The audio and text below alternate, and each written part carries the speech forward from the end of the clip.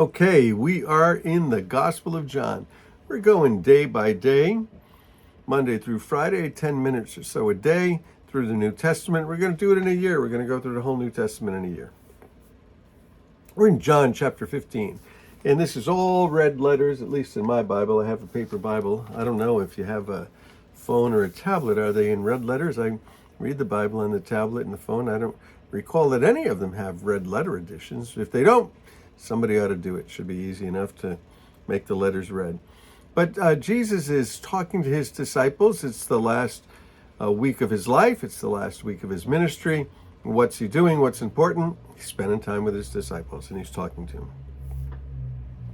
Here's what he says, chapter 15, verse 1. I am the true vine, and my Father is the gardener. Now, Jesus was in the habit of speaking in parables to teach lessons, and now it seems like he's using a parable for himself, for who he is, and for what his life is like, and for what his life towards us is like. What is it like? He's the vine. Now, if I was going to compare myself to something, I don't know if I would compare myself to a vine, but Jesus does. So why?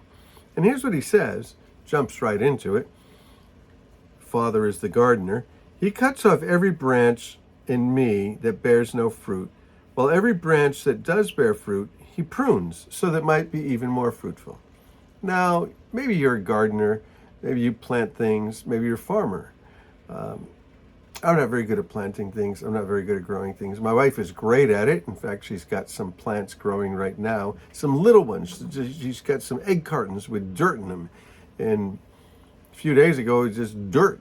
And now there's things sprouting out. You can see them, and she'll take them and she'll transplant them, and they'll do great. For me, anything I touch, I'll just kill it. I have death thumb. She has green thumb. I have death thumb. But I do know a little bit as I've watched her and watched some other things. I remember some time back I was mortified. I was at the church and I came by and somebody had cut down all of the bushes. And I was like, what? Who cut down all the bushes? And somebody told me, they said, nobody cut down the bushes. They just cut them back. I said, well, what's the difference between cutting them back and cutting them down? And they said, if they cut them back, they're going to grow even more. You're going to be amazed at how good they look. And I was like, well, I don't think they look good now. Well, they were right. And Jesus talks about this, right? He says, every branch that does bear fruit, he prunes so that it would be even more fruitful. Well, if it's growing, you would think, why would you cut it? Why would you cut it back? So that it will grow more fruit. So he wants to grow fruit in my life. So what does he do in my life? He prunes it. He cuts it back. Many times when he's cutting it back, boy, it's painful. And I find myself in desperation. And what do I do in desperation? I call out to him. And when calling out to him, he answers. And so he puts us in positions, sometimes difficult positions, where we need to call out on him. I'm thankful that he puts us in these positions where we call out for him, where we're not self-dependent, but dependent on him. And he said, you're already clean because of the word I have spoken to you. All right, fair enough. I like being clean. I like having my sins forgiven. He said, remain in me as I also remain in you. No branch can bear fruit by itself. It must remain in the vine. Neither can you bear fruit unless you remain in me. So there's several occasions where the Bible tells us that God is looking for fruit in our lives. Well, what does that mean? He's looking for fruit in our lives. Well, fruit is the natural outgrowth of a healthy plant. Fruit is the outgrowth of a healthy tree. And so if we are connected to the healthy tree, if we are connected to the healthy trunk, we're going to bear fruit. He wants us to bear fruit. He wants us to bear much fruit. Well, what does that mean? It means a few things. In one place, it talks about the fruit of our lips, which is our worship. And so God is looking for our lives to produce worship, praise and worship, where we thank him, we praise him, we speak gratitude towards him, we declare his name, we declare who he is, that his name is higher, that from him are all things, and through him are all things, and holy, holy, holy, the fruit of our lips, praising God. Well, it also says that fruit is the fruit of the Spirit in our life, that the work of God through his Holy Spirit in our life is producing fruit. What kind of fruit? Love, joy, peace, goodness, kindness, gentleness, meekness, self-control, all of these things that there's no law against. You can do as much of that as you want. You can love as much as you want. You can have as much peace as you want. You can be as kind as you want. Just keep being kinder and kinder. It speaks of also fruit is the winning of souls, the winning of people to Jesus Christ, bringing people to Jesus. He wants all of us to be bringing people to Jesus. He puts people in our path, and so that we can be the ones who bring the message, tell everyone you know, and bring everyone you know. Fruit. And so the fruit of our giving. Giving's a big thing, that God gives to us and we give it to others. And that's really the basis of all ministry, is God gives it to us and we give it to others. So remain in me, and I also, and you know, no branch can bear fruit by itself. It must remain in the vine. Neither can you bear fruit unless you remain in me. Well, he is talking about spiritual fruit, right? So the spiritual fruit can only be produced by the Spirit, and so remaining in him. And he said, I'm the vine, you're the branches. I know, you just said that a moment ago, right? And he's reinforcing this idea that he's the vine, he's the one that is the life, and we're grafted into him. We're the branches. We're not the vine, we're not the source. He's the source. If you remain in me and I remain in you, you will bear much fruit. Because apart from me, you can do nothing. Spiritually, apart from him, we can do nothing.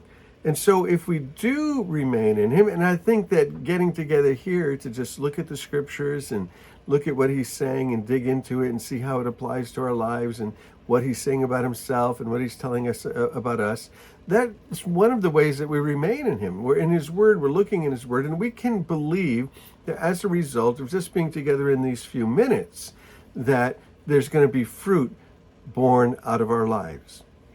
He's going to produce fruit. Stay in him. He said, but if you do not remain in me, you're like a branch that is thrown away and withers. Such branches are picked up, thrown into the fire, and burned. Works said doing nothing, a life that is doing nothing, not staying in him. And we know what this is like, where you see branches that have fallen from the tree, branches that have fallen from the vine, and there they are on the ground, and what are they good for? They're not good for anything. How do you even get rid of these things? Well, here he says he takes them and he burns them. They're of no use.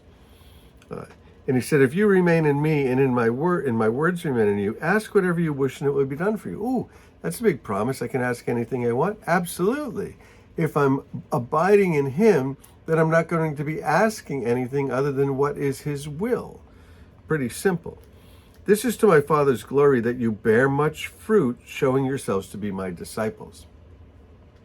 The fruit that we bear is because we are rooted in him, we are grafted into him, he's the source, and the fruit is coming from him. It's him working in our lives, producing this fruit.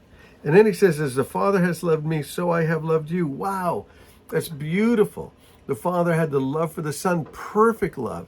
And now Jesus is saying he has perfect love for us. That's why I like at the end of many services to just say, you are loved, you are loved, you are loved.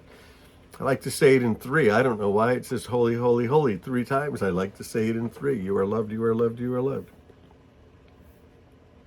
Jesus said, now remain in my love. Stay in my love. If you keep my commands, you'll remain in my love, just as I have kept my Father's commands and remain in his love.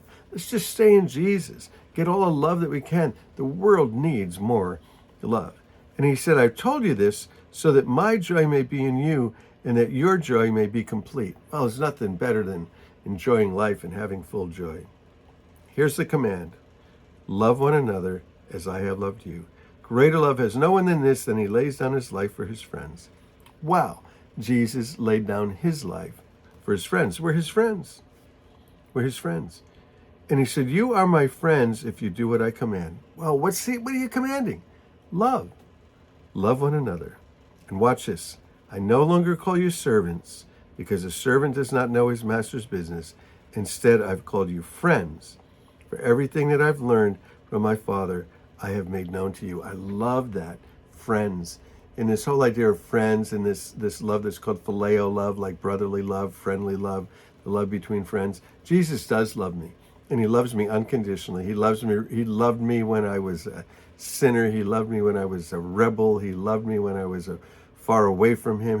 He loved me then, and he loves me now, and he calls me friend. That means that he likes me. How's that? Jesus likes you. I love that. So may the Lord bless you and keep you, make his face shine upon you. You are loved, you are loved, you are loved, and Jesus likes you. Bless you. Love you guys.